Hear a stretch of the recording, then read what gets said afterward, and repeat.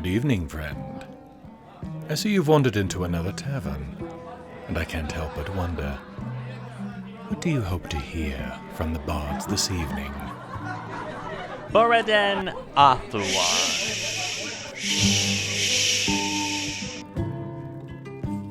Tonight, dear listeners, I tell you the tale of Moriden Stormcrown, the Dragonborn of the Fourth Era. Using his mastery of magic, Moriden faced down the Mad Mage Ancano and prevented him from tapping power that would have ended the world. Bah, master of magic indeed. Through his cleverness, his strength of arms, and the power of his voice, he had captured the mighty Odahviing and forced it to reveal the location of dreaded Alduin. Stepping through the veil, he entered the hallowed halls of Sovngarde itself and battled the World Eater, destroying the beast and saving all of Nirn for a second time. Not that anyone noticed at the time. I sometimes wonder why I bothered. Now, top off your ales and listen as I tell of his time among the mighty Companions of Skyrim and his rise to power as their harbinger. You have got to be kidding me. There is almost no chance that they know what happened among the Companions, let alone all the time I spent gathering political power to myself. No, they have it all wrong. You, though, you seem almost desperate to hear the story. What is it you are looking for, I wonder? Well, since you want the story so bad and we seem to have time, why not order us a couple of drinks and I'll tell you the truth of that time. The truth, mind you. Not that drivel that bard up there is embarrassing themselves with. Because the truth... the truth is not what the bards would have you believe.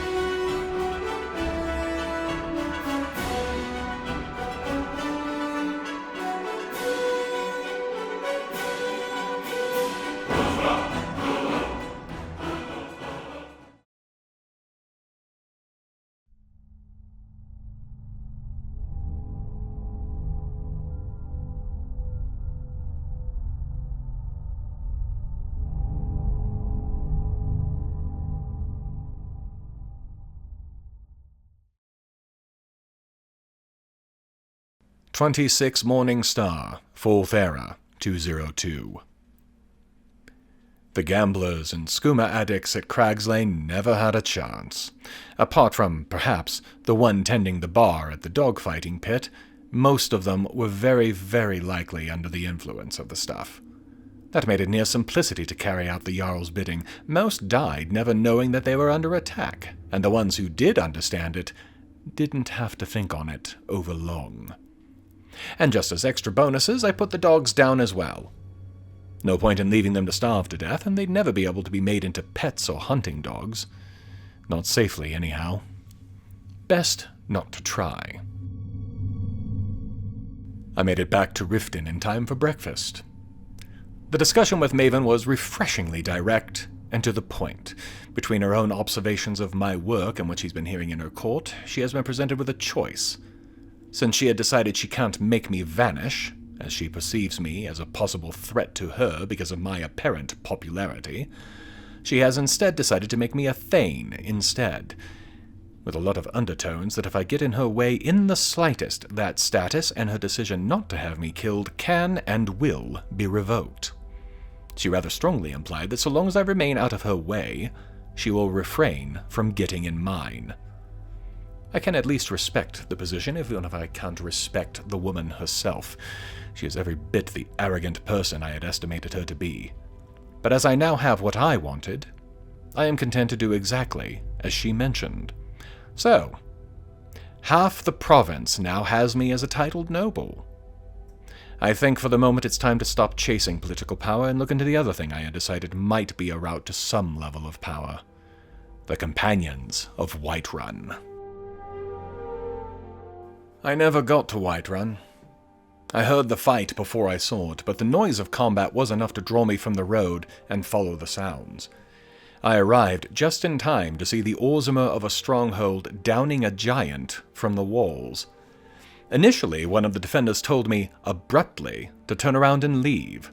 She apparently hadn't gotten the news about me being blood kin, but that didn't matter. Another, Ateb by name, talked the first down and bade me into the stronghold. This tribe, it seems, is cursed. And from what I felt as I entered, there could only have been one who would do it. Malakath himself, their own chosen god, though a Daedric lord. The chieftain is weak, she tells me, which means the tribe is weak, which in turn means the giants were able to encroach on their territory. Ateb wanted to petition Malakath directly, but lacked the items needed to do it here. Normally, she'd have gone to one of his shrines, but the chieftain has forbidden anyone of the tribe to leave the stronghold.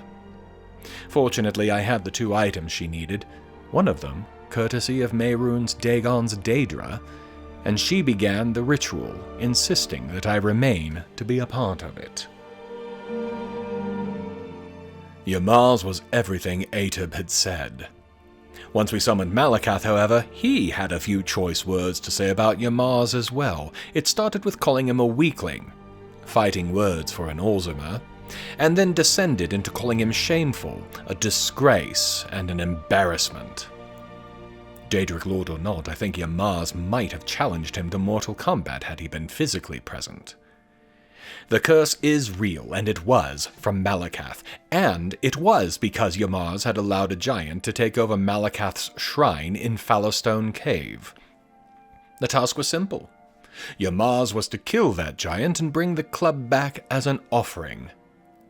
Reluctantly, he accepted. What other choice did he... Well, as it turned out, he had another choice. Rather than charge into the cave and wreck everything giant-related in sight, as a real Ysgramor would have, the chieftain instead directed me to clear the path for him so that he could conserve his strength for the fight against that giant. Somehow, I don't think this is what Malakath had in mind. Honestly, this alone proves everything Malakath thinks of him. I almost refused, but then I realized I wouldn't have the ringside seat for Ymars getting absolutely destroyed by a giant. At the least, it would be entertaining. Since Ymars hadn't given me the location of Fallowstone, I was required to walk with him to get there, a trip that would have been done far faster had he jumped into Arvak's saddle behind me and given me directions. No, however, he insisted on running it, slowing us down. If this goes as well as I think it will, I suppose I'll have my own little revenge in a way. Regardless, we eventually reached the cave. The giants had clearly moved in, complete with their unique style of marking a home. All of it a few weeks old at most. Weeks that Ymars could have been doing something, anything, and instead, he had done nothing but sit on his backside. No wonder Malakath is so irritated with him. I would be too. We entered the cave. I had my bow ready as I wanted to see him live to face that giant at the shrine. If he succeeded, so be it. If not, I would enjoy a good laugh and do the job for him. Malakath never said I couldn't. And if it garners me more goodwill with the stronghold, then why not? Besides, with Ymars dead at that point, I doubt Malakath will care much. There were a total of 2 giants in the cave itself, with a couple of wolves. Nothing serious, especially with the size of the cave and how much sight range I had. I heard a grunt or two about archers from Yamaz, but since I have no respect for him whatsoever, it wasn't hard to ignore him. Outside of the cave, though, where the shrine was, he proved just how much of an idiot he was. I cut him off before he had the chance to finish, but he was angling to pay me to deal with the giant for him, a clear violation of Malakath's orders. I simply refused, sat back, and watched. As Yamar said, it should only take a few moments. He was right. The giant stomped on him once, and it was over moments after it started. I'm not honestly certain that Yamaz even managed to get a single hit in against the giant. A few arrows later, and the giant's corpse was laid out beside the stain on the ground that used to be Yamaz. Malakath spoke up at that point, laughing. Yamaz was always trying to get out of his responsibilities, which I couldn't argue with. The giant had taken care of Yamaz, I had taken care of the giant, so all of the problems Malakath had were dealt with, save one. At his direction, I took the weapon the giant had been carrying back to the stronghold. I wasn't sure how, not sure I want to know how just yet, but this weapon was going to help whip them all into shape. I don't think the stronghold will miss Yamaz much, but it does leave the question of who the new chieftain will be. I didn't see a second male there, but I'm sure it will all be solved by the time I get back. Good news. Without Yamaz to slow me down, I made far better time getting back to the stronghold. Bad news. It was raining the entire time, and I arrived cold and wet. My arrival was not unremarked, especially given that I didn't seem to have an Orzuma chieftain with me. Atub quickly understood the nature of things, and though it was a quick death, I did have to admit he at least went out fighting. Sort of, I suppose. Close enough for Daedric work. Malakath spoke once again, naming the new chieftain and announcing that with some work he would accept them back, which Atub took as a good sign. As for me, the only one, according to Malakath, to prove worthy in this entire mess, I was told to put the giant's weapon on the makeshift shrine here, where Malakath turned it into his artifact weapon, the sledge Volendrug. A fantastic weapon that I am completely unsuited to use. I have an idea of where to place it, though. 27 Morning Star, 4th Era, 202.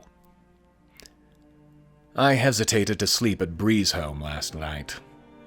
Every time it is the same. I enter, and I see the seat that should have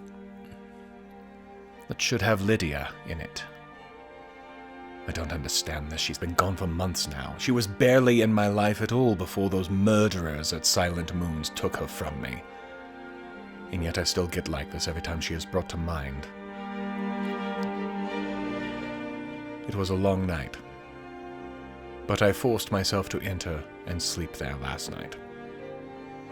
One of these days I'll figure out why she affects me so, even now, and do something about it. Today, though, I have one objective: investigate the Companions, and, with luck, become one of them number. The guild is good to me financially, but I'm not really one of them, despite being their leader. They speak of their craft, and I tune out. Here, among the Companions, perhaps I'll find my fit, finally. In a way, they are where I started. Warriors. Veteran fighters who deal with problems and pests. There are not many other potential fits left for me in Skyrim. The Bardic College is really all that's left, and I have a terrible singing voice. Long ago, I met Aella, one of the members of the Companions. I had just helped her put down a giant, as I recall, and she had been vaguely complimentary about my role in it, justified at the time. I remember that there was something about her that was intense.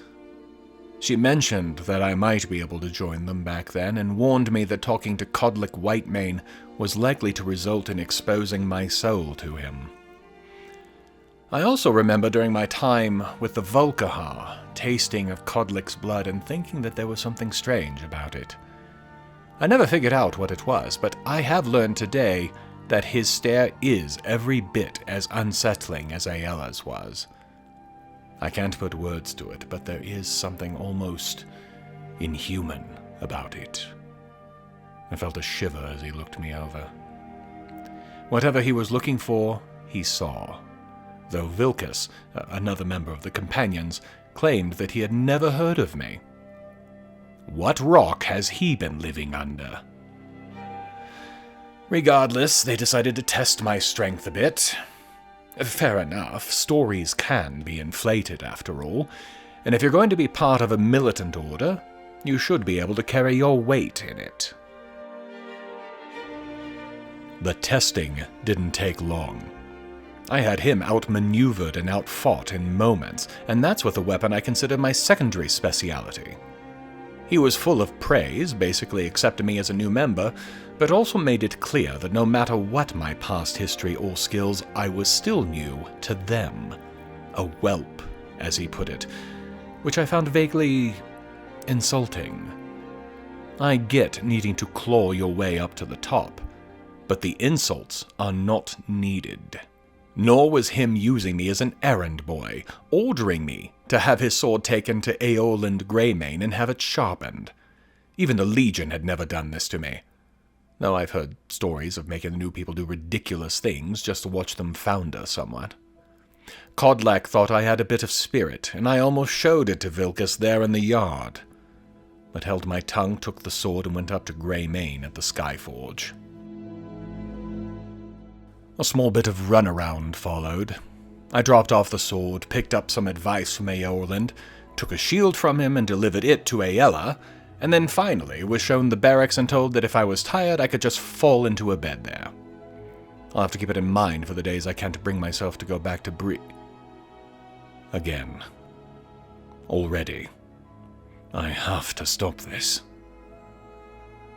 Now that I am a part of the group, it is time to start locating some work, start proving my worth to these others here. I may have a bit of a reputation now, but that will only get me so far. Until I prove myself, it is better to keep my mouth shut and let my actions speak for me. The first job, courtesy of Aella, was a simple extermination mission up in Winterhold. Having been up there extensively myself, I'm as aware as the locals are of just how many creatures and beasts there are in the area that are deadly. One such has been a recent pain more than most. They weren't sure exactly what it was that was causing the problem.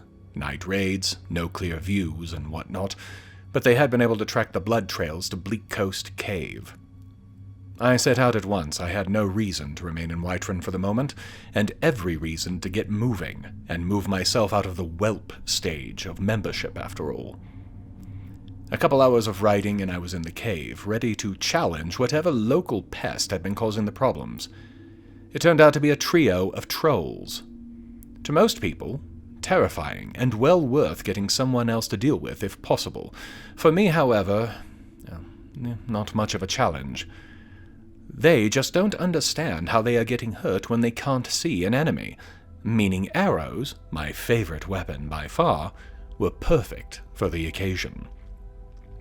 Rather than head straight back to Whiterun, however, I decided to head for Solitude instead, and see if the guild had returned yet, and, if so, what could they make of the plans I had found at the tower, and this jewel fragment I had shoved into my hands. My discussion with Aryan was both disturbing and reassuring at the same time. Not something you usually get in a single conversation, but there is a symmetry to this. The jewel fragment might be a part of the Amulet of Kings. Like Mehrun's razor, which was shattered after the Oblivion Crisis, it was always rumored that the Amulet of Kings, the amulet worn by the Septim dynasty and representative of the pact with Akatosh, was shattered when Martin Septon forced Mehrun's back into Oblivion, As I said, there is a certain symmetry to this that is reassuring in a way. The disturbing thing is that if this is such a fragment, then I might be being drawn into its story now as well. There is a lot of unknowns here, and Aryan will be looking into them. For now, though, there is nothing for me to take action on, which may be just as well. On the other hand, if the Morag Tong is involved, then I will need to be on my guard. Unlike the Brotherhood, which may be all but gone in recent decades, the Tong has been flourishing. I can likely expect more visits from them in the near term. Marazi found me as I was looking for Madras, and he's wanting to set up another outpost station, this time at the crossroads between Rorikstead, Carthwayston, and Dragon's Bridge. A good location for something like that, I admit, and since the design is more or less the same, I saw no reason to deny him. Other than the fact that bandits love to use that crossroad as an ambush site, but the Whiterun Guard usually have a contingent there, and there is the Border Guards not far away either if things really came to a head. He is sending people to get started, but I'll need to drop in to be sure it's all going to plan, as well as drop off 1 or 2 small supplies needed for the construction this time. Simple enough, and really, along the way, I plan to use the southern route back to Whiterun anyhow. Madras was in the library, of all places. Not sure why that surprised me, but it did. I showed him the blueprints I found in the Irkund Tower, and I think I just made a friend for life. The plans are, supposedly, for the creation of a Dwemer planetarium, something akin to the sky domes I've been dealing with off and on over the last months. He seems confident he can create one, but it's going to be a big investment in materials. Many of it I already have, or rather it's stored away in the safe house, easy enough to get to him. I admit to some curiosity. I'm not sure what real benefit there will be to building it, other than possibly something to attract more donations to the museum, but if it keeps the guild members happy and busy, I suppose that there is no harm in it. 28 Morning Star, 4th Era, 202. Between the discussions, some new displays that needed adding, and me getting completely engrossed in alchemy for some reason, I was up far later than I had intended to be. I didn't sleep at all last night, but though I felt somewhat tired, I didn't feel that would be a problem. My plans for the day only included the new field station near the crossroads and then the trip back to Whiterun and the Companions. I left Solitude as the sun was well into the sky, making my way to the new field station to drop off a few last supplies. It was far more off the main road than I had anticipated, more than enough for me to reconsider some of my original reservations. This should work just fine, especially with the same security measures I put into place back at the Winterhold station. From here, it should be a nice and easy ride to Whiterun. I can hope. The ride was every bit as uneventful as I could have wished for. My arrival in Whiterun was quiet, and I did a round of the merchants looking for new enchanted equipment, which was at least partially successful, as I found a single item with an effect I had not yet learned. Not so much as I had hoped, but I suppose any advancement is a good one. It was during this that I ran into a messenger who had been looking for me on behalf of Marcus Yanis. I have never heard of the man, but he has apparently heard of me. More specifically, that I had been to Helgen in the immediate aftermath of Alduin's attack there, and wants to speak to me about it. I'm not sure I care to revisit that series of events just yet. He is in Falkreath, so I suppose if I'm there for some other reason, perhaps I will look into it. If he's still there. It would seem that the guards of Whiterun have had enough of listening to Heimskir's preaching from a prison cell. I was surprised to see it, but he is back on the streets of the city, right back where he started, minus his original robes. Also, his home is still a complete wreck, and he looks to be doing nothing about that either. I can only guess he thinks that preaching to everyone who doesn't want to hear it is more important than having a place to live. Or clothes that weren't prison issue. Honestly, annoying or not, I'd have thought that he would be in prison for the rest of his life, or at least until the Empire decides to resume its war with the Dominion. Well, hey, there's a thought. Send Heimskir to convert the heathens in the Somerset Isles. I figure he'll either be incredibly successful or incredibly dead. Either way, Whiterun won't have to put up with him, and he might actually do something useful. I found Ayala just outside the city gates, likely as she was coming back from a hunt of her own. She's very intense. That something odd about her was in full force during our conversation. The way she talks about hunts, though, there's something to it. As if just thinking about one gives her levels of pleasure that are almost indecent to see in public. Her eyes shine in a way I have never seen in anyone else. Yes, something very odd about her. That aside, though, she saw me paid for my work in Winterhold and gave me a job here in Whiterun. No telling how it happened, but Isolde got a wolf in her home earlier today. Urgent enough that I will be dealing with it today. We're square, but I don't want Isolde thinking I am looking for more from her than I have already gotten through that last bit of blackmail I had on her. Meat cooking is a nice smell. Wolf fur burning is not quite so pleasant. The animal attacked me almost as soon as the door opened, and my first swing deflected the wolf straight into the fire pit where it, of course, caught fire. That was helpful in killing the thing, certainly, but it did the room's aroma no favors. Another swing and the beast was dead. I left the corpse on the floor when I left. The contract didn't require me to remove the corpse, and I wanted out of that room as quickly as possible. Another quick visit with Ayala, and I was given yet another task, this one closer to the Winterhold mission I'd been given. Tomorrow morning I am off to the Rift, and another cave filled with predators. After a moment of indecision, I elected to stay in Breezeholm after all. I have to get over this eventually, and that won't happen if I keep avoiding it.